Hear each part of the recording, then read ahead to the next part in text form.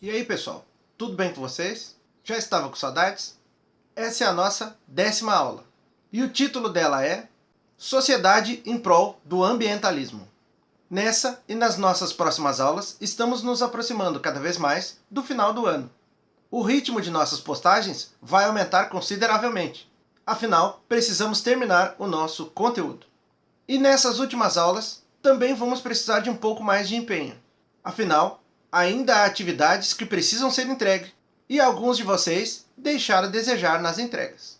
A partir da próxima semana, aumentaremos um pouco o ritmo tanto no canal Sociologia quanto no nosso podcast Sociologia.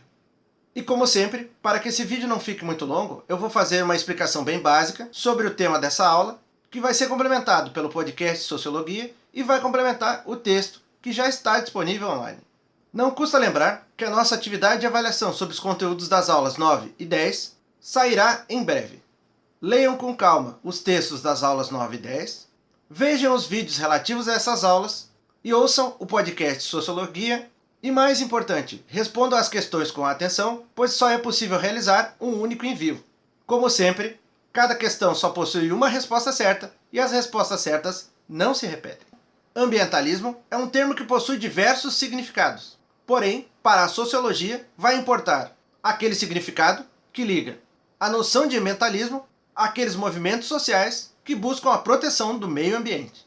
E nesse sentido, o ambientalismo vai buscar uma mudança de mentalidade sobre como o homem vai agir em relação àquilo que o cerca. Embora ainda hoje haja alguma dúvida sobre qual deve ser a relação entre homem e natureza, é necessário entender que o homem depende do meio ambiente para a sua sobrevivência. E dessa forma, sua relação com seu ambiente deve ser o mais positivo possível. E embora atualmente não pareça, a relação positiva entre homem e natureza é algo que faz parte das tradições da maior parte das sociedades. Na antiguidade ocidental, sempre houve uma boa relação entre homem e natureza. Afinal, diversas foram as populações que se localizavam em torno de rios ou em torno de montanhas. E a maior parte das religiões da antiguidade tinham como foco elementos da natureza. Isso quer dizer que a proteção da natureza é uma espécie de tradição para a humanidade. Foi apenas a partir do capitalismo que essa relação positiva entre homem e natureza passou a ser questionada. Afinal, a natureza era entendida como algo disponível para o homem para que ele pudesse aproveitar e se desenvolver, especialmente desenvolver-se economicamente.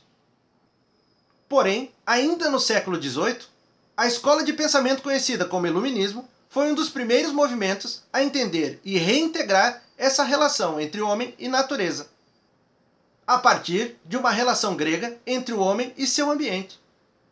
No entanto, para que esse ambientalismo pudesse ser retomado, foram necessárias duas grandes guerras e o florescimento de um novo sentimento a partir dos hippies.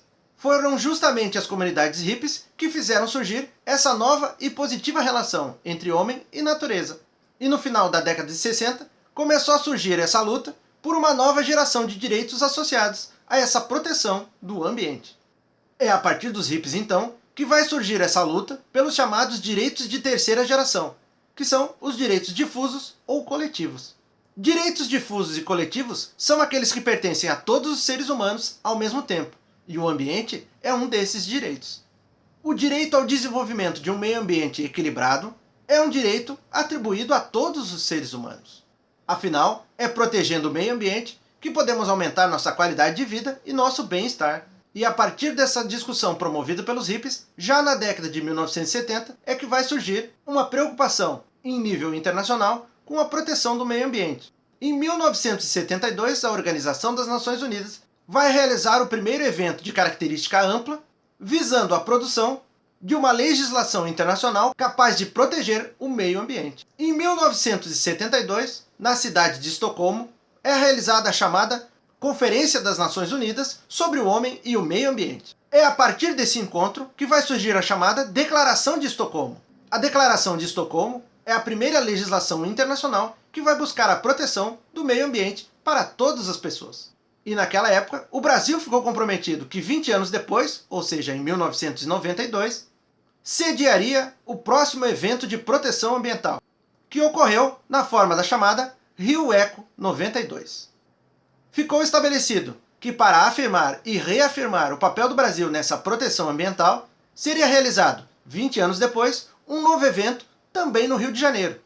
Esse evento ficou conhecido como Rio+20 e foi realizado em 2012. Isso quer dizer que faz parte da tradição histórica do Brasil, desde o regime militar, a proteção do meio ambiente. Isso quer dizer que os próprios militares concordaram com a necessidade da proteção ambiental.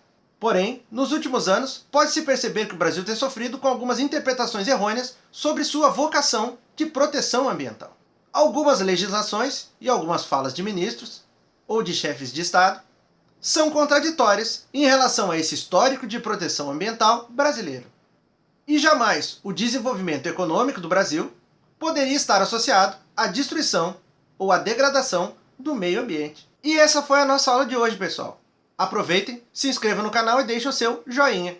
As informações relativas ao conteúdo dessa aula complementam aquele texto que já está disponível online. Do mesmo modo, vocês podem encontrar informações adicionais sobre esse conteúdo no nosso podcast Sociologia. Se vocês tiverem alguma dúvida sobre o conteúdo do texto, sobre o conteúdo desse vídeo ou do nosso podcast Sociologia, podem perguntar. Prometo que eu respondo o mais rápido possível. Nos vemos na nossa próxima aula, que sai em breve. E lembrem-se, se possível, fiquem em casa. E se tiverem que sair de casa, usem máscara.